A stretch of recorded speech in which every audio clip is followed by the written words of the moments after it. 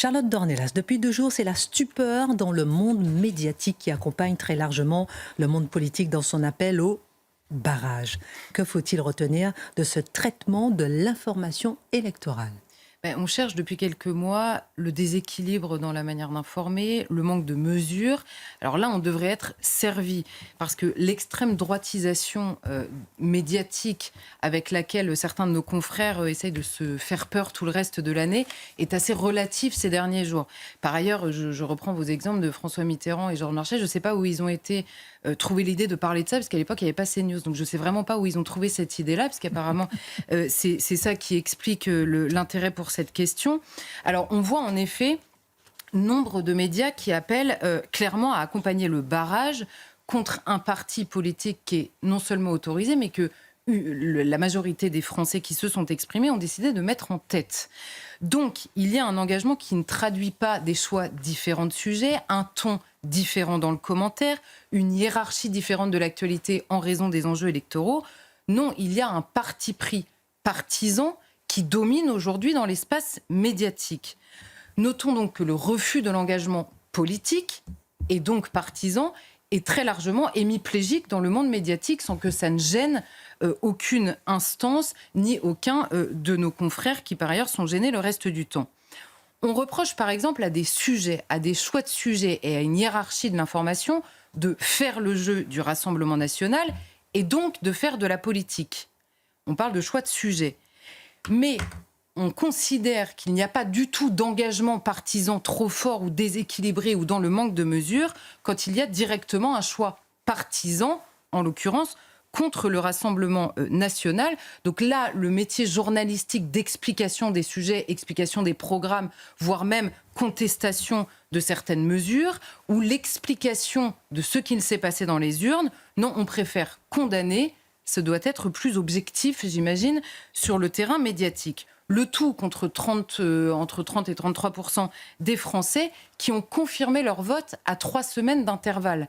Ça devrait quand même être le cœur du sujet, évidemment médiatique, ne serait-ce que pour dégager les sujets qui amènent à ce vote, quitte à expliquer ensuite que le Rassemblement national n'a pas les mêmes réponses. Évidemment, chacun le commente exactement comme il veut.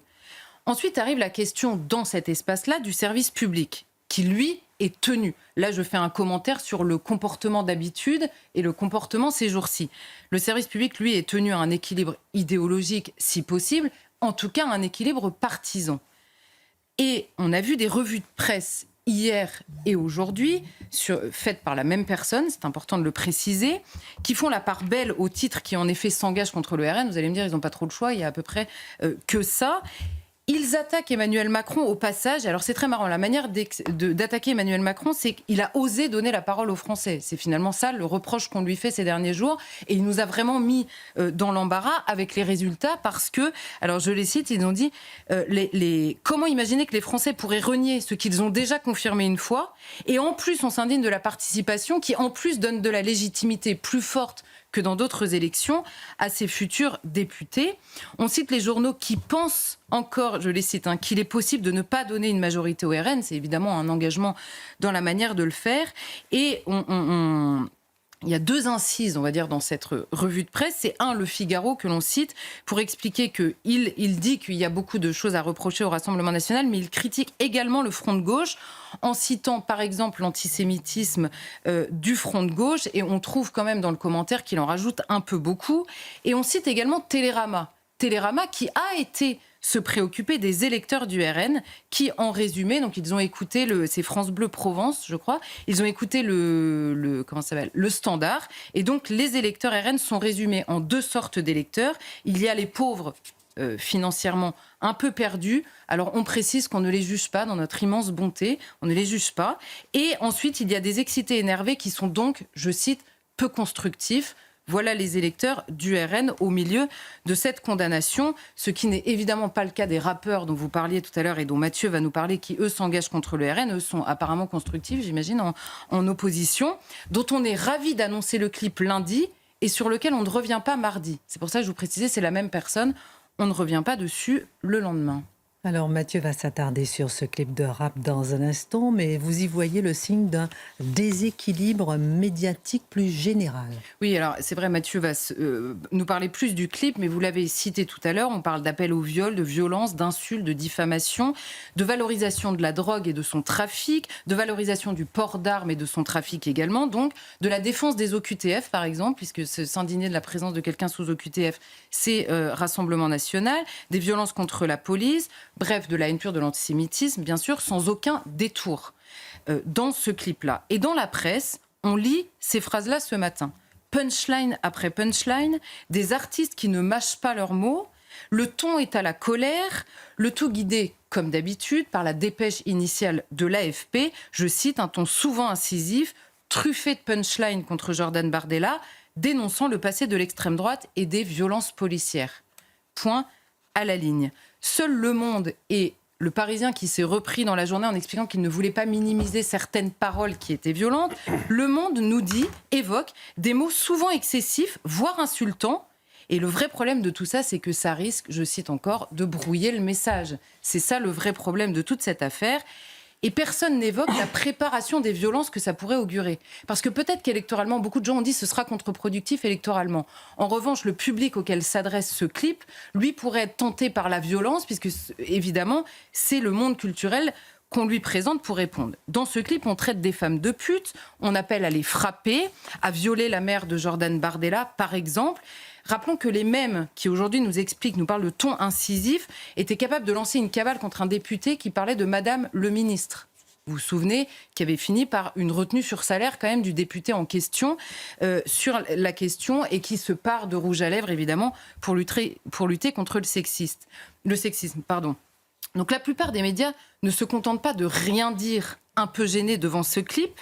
Non, ils ajoutent les rappeurs qui se sont engagés au reste de tous les grands courageux qui participent de ce barrage contre le RN. C'est significatif pour une raison.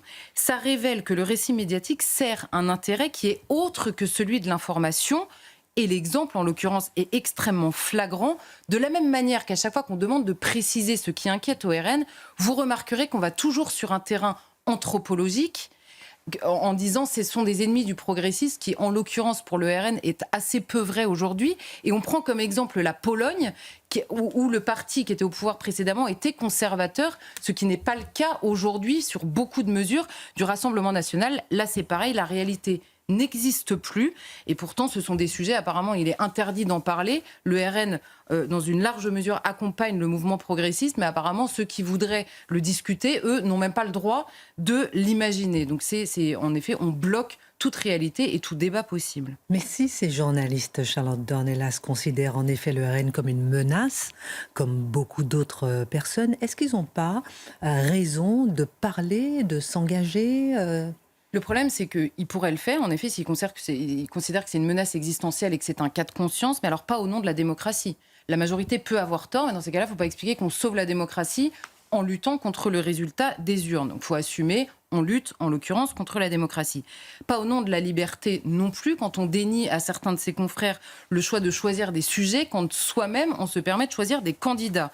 Pas au nom non plus de la lutte contre la division, alors que 33% des Français sont carrément sortis de l'idée même de la respectabilité élémentaire. Et surtout, on n'explique pas en récitant une prière contre la division, la violence et la haine. On ne se refuse pas d'aller expliquer ou de donner la parole à des Français qui expliquent leur vote précisément par quoi ? Par la montée en France de la division, de la violence et de la haine. Il y a quand même un fossé là qui devrait intéresser le journaliste qui se respecte parce que la manipulation est là. On nous explique aujourd'hui ce que serait le danger du RN de manière extrêmement abstraite et tout le reste de l'année, on est absolument capable d'identifier quels faits et quelles informations font le jeu du RN. En général, ce sont des faits extrêmement concrets. Il s'agit de violence, il s'agit de délinquance, il s'agit de trafic de drogue. C'est évidemment donc malhonnête de faire croire qu'on ne comprend pas quel est ce ressort aujourd'hui. Et ensuite, une fois qu'on a fait ce travail-là, on peut en conscience aller expliquer pourquoi, par exemple, les constats sont faux, les solutions seraient mauvaises et interroger les autres candidats sur les réponses qu'ils voudraient apporter à ces problèmes, à moins que l'on considère que la violence dans le pays n'est pas un problème, mais là aussi, c'est un parti pris qu'il faudrait assumer.